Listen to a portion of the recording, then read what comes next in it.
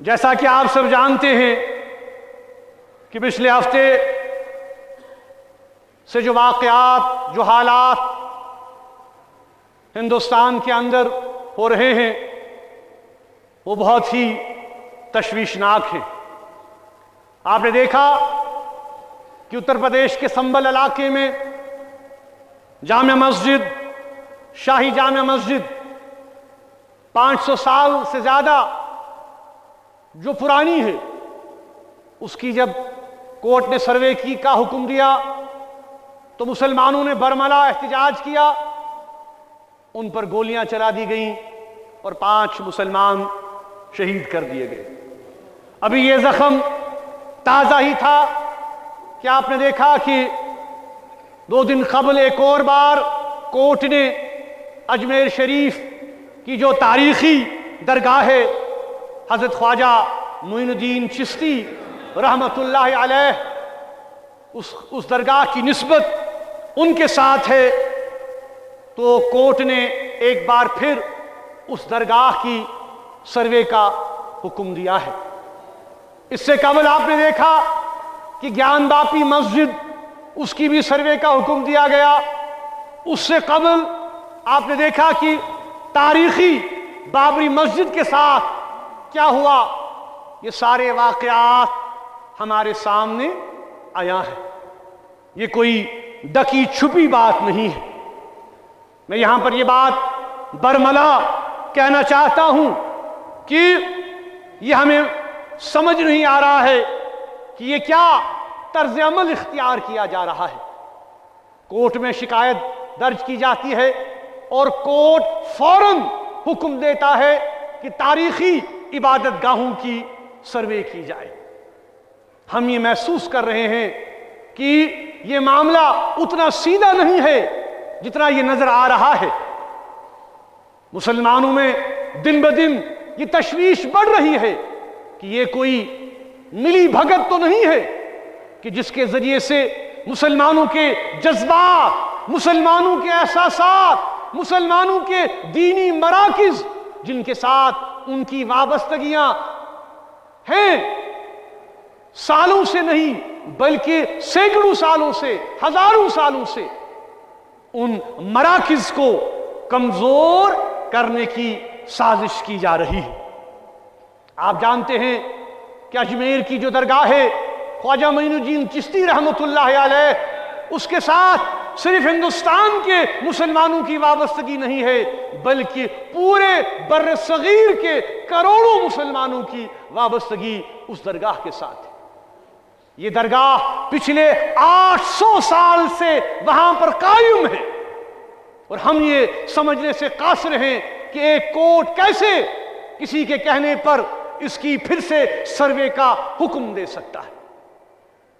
یہ افسوسناک طرز عمل ہے۔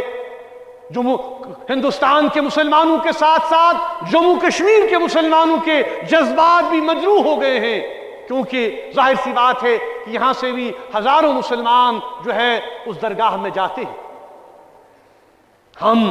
ہم یہ سوال پوچھنا چاہتے ہیں کہ کیا ہندوستان ایک سیکولر ملک نہیں ہے؟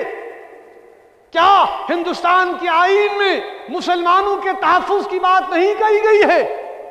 کیا یہاں پر جو آئین ہے اس آئین میں یہ بات واضح نہیں کی گئی ہے کہ جو پلیسز آف ورشپ ایکٹ ہے وہ برقرار نہیں ہے؟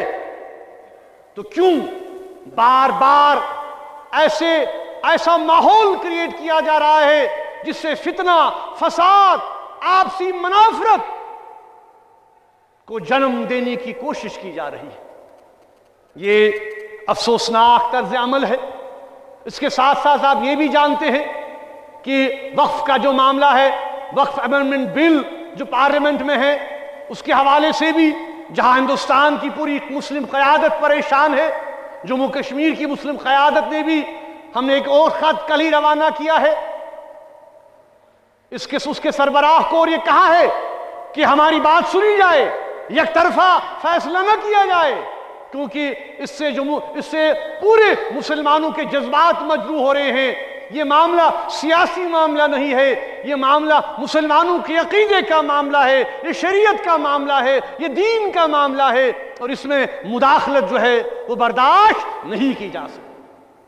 اس لیے ہم حکومت سے یہ کہنا چاہتے ہیں کہ وہ حالات کی سنگینی کا احساس کرے اور اپنے ذہن کو تبدیل کرے، اس مائنڈ سیٹ کو بدلائے، کیونکہ خدا نخواستہ اگر ان حالات و واقعات کا کوئی بیکلیش ہوتا ہے، کوئی حالات بگڑ جاتے ہیں، تو اس کی تمام تر ذمہ داری حکومت پر ہوگی، کیونکہ وہ ایسے اقدامات دیدہ دانستہ اٹھا رہے ہیں، جان بوجھ کر اٹھا رہے ہیں، جس سے مسلمانوں کے جذبات کو ٹھیس پہنچائی جا رہی ہے۔ ہم یہ محسوس کرتے ہیں کہ یہ عمل فوری طور سے بند کیا جانا چاہیے۔ کہ مختصر اس میں عرض کروں، بیان کروں آج کے حالاتوں ہند حوالہ، تو مگر ونی آو یہ اطلاع کہ یورس میڈیا آمت، تو میڈیا ہسا تروک نہ یور مسجد مز کی، مے چھُنہٕ تران فکری کہ یہ کیا طریقہ چھُ آج کل کس دورس مز، آج کل کس زمانس مز، یہ ممکن کہ اگر کت ون تو ام پتہ کیا کت سو دباؤن، ام پتہ کیا سہ کت نظر انداز کرن۔